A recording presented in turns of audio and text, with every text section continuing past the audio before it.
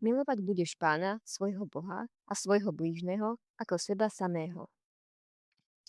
Modlárstvo nie je len otázka sošiek či chrámov, ale otázka lásky, koho a čo dávame na prvé miesto.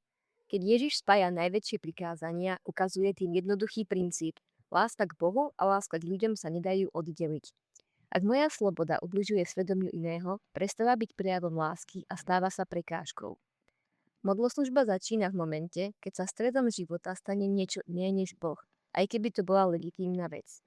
Ježiš to ilustruje aj na bohatom mládencovi.